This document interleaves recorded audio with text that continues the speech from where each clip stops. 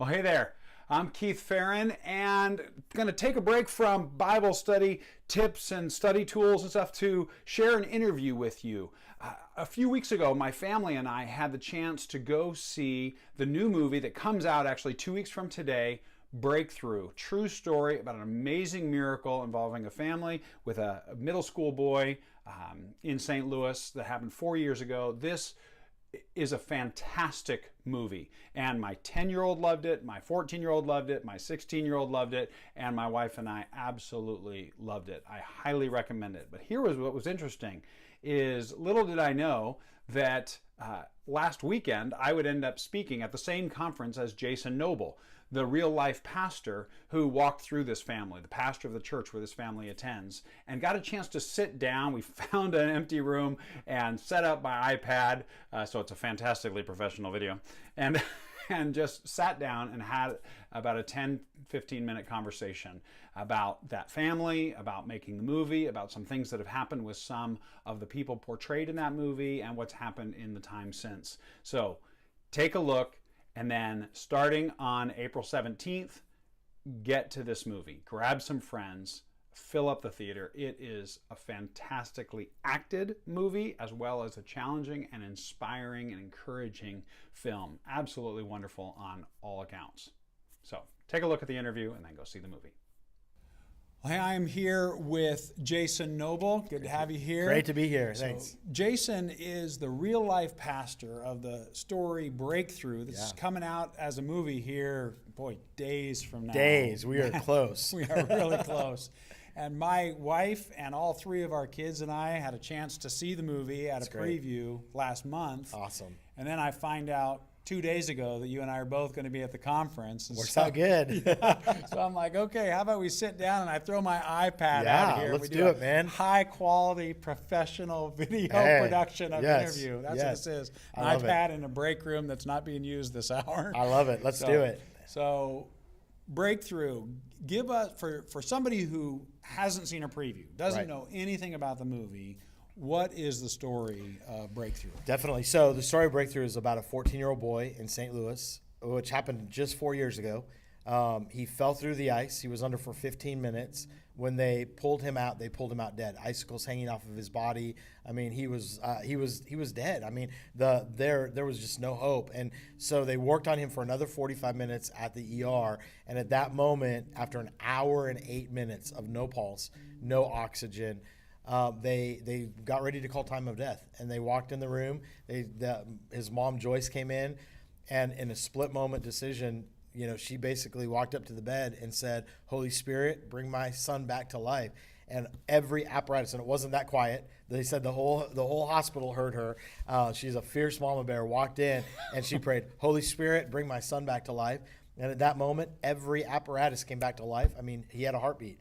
From there, he was still brain dead. The doctor said about a 1% chance that he would make it. If he did make it, he would be a vegetable the rest of his life. And nobody ever walks out of being without oxygen for 15 minutes. I mean, that just doesn't happen. The police officer that was actually part of pulling John out said she's worked at the lake for 30 years, and John is the only one they've ever pulled out. And so, and for him to, he was in bad shape. So we took a group of pastors in. We prayed over him.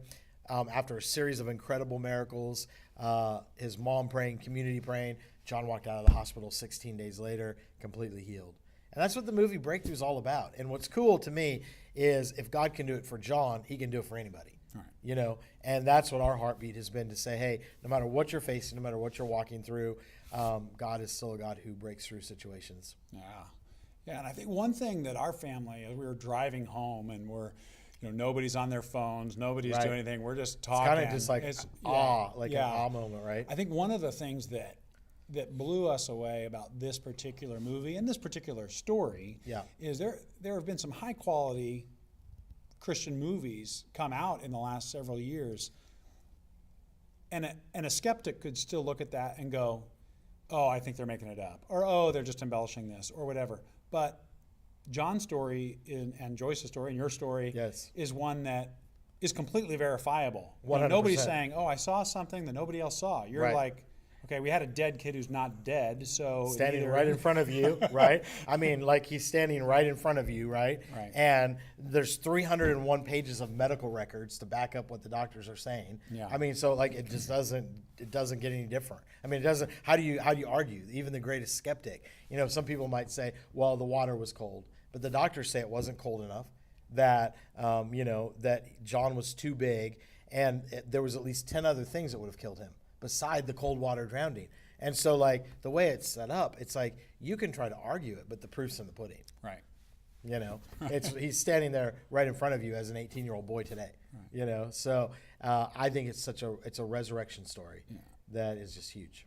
So one thing that they don't address in the movie that I found myself asking is, as somebody who's been preaching for a long time, as somebody who's grown up in the church, as somebody who has been on staff at a church and talked a lot of people through different things, right. This particular event and the 16 days and now the time that's followed, I mean, as we're getting ready to start this interview, you get a call from John. So right. Right. This is something that's ongoing for you. Yes, it is. What impact, because they don't cover this in the movie, what impact did that, let's say 16 days and the first 3 months after, have on your own faith and your own walk with Jesus? I mean, it just solidified it. You know, one thing the movie doesn't really show, the first night after we had been in the room with John, I walked out and I told Joyce, he will be walking out of the hospital. Like, I know it. He's walking out. I mean, and what happened in the room was just undeniable. It's in the book. I mean, people can read it. But I walked out and I said, he is walking out of this hospital. And the most iconic picture of the story is when John and I walk out of the hospital 16 days later. No wheelchair. They're not wheeling him out. He's walking out on his own.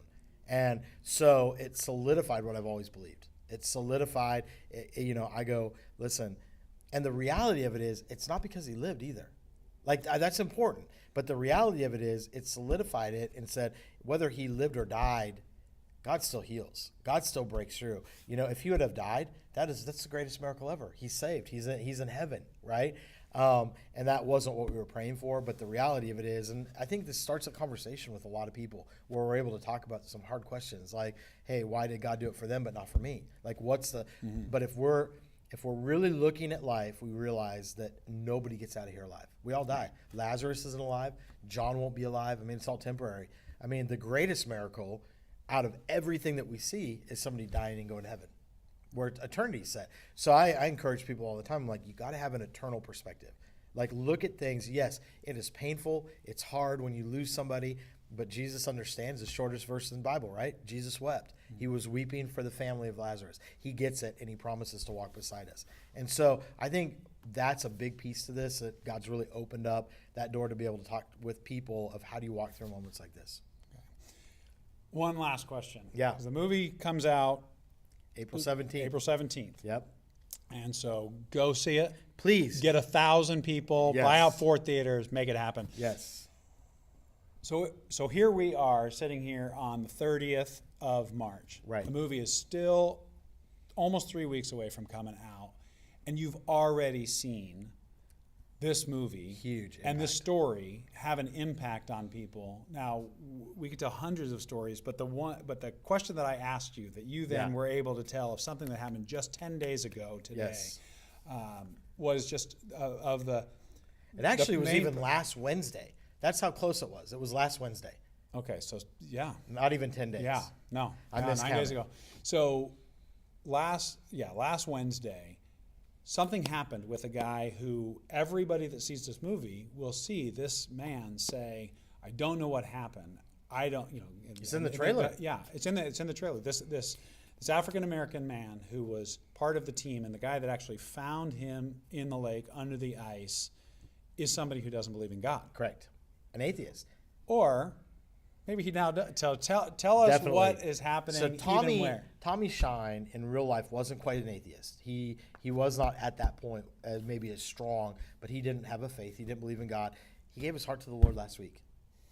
I mean, and that's what we're seeing with this movie across the country. Across the movie. Actually, churches will start to be able to see it next Friday.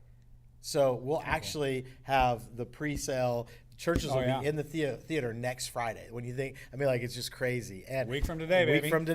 Week from today, it starts to go live, and there'll be groups in there. But I look at it and I go, our heartbeat in making the movie was about impacting and reaching the lost, and that's what we're seeing happening. I mean, even on the set we started filming a year ago yesterday. So March 28th is when it started filming. That first couple weeks, multiple Fox executives got saved on the set. I mean, so, it's crazy. And now it's not only a Fox picture, it's a 20th Century Fox picture, but it's for Disney's first faith-based film that they've ever released. It's now a Disney picture because Fox bought Disney last week. So it's incredible to see what God's doing. Incredible. Yeah, it's almost like he's breaking through. Oh, yes, impossible. Right. But take your friends, like go see this movie. Absolutely. One of the things that I've learned as a pastor working on, I've been on the church engagement team, that when a movie hits blockbuster status, it has to go around the world. So that means Fox and Hollywood's metrics say when it hits a certain amount of dollars. So that means this movie will be in China. If it hits blockbuster status, it'll be in Turkey. It'll be in countries we can't get missionaries. And so I'll encourage you, not only get your friends who are unsaved, but let's support it so Hollywood sees that faith-based movies are worth it, and that it goes around the world. I was at a film festival last year in November talking to a girl, and she said, "You know where I got saved at?" She said, "I got saved in Turkey in a movie theater at Passion of the Christ." And so it happens. Get out there and see the movie. Absolutely. Yep. Absolutely. Well, Jason, thanks so much for Thank you. taking the time. Yes. And we'll be just praying that God breaks through and then breaks Amen. through again and then breaks through again. Amen. So, BreakthroughMovie.com. BreakthroughMovie.com. Check it out and then grab a friend or 10 or 100. Please. And make this happen. It is Thank a you. fantastic movie. Thank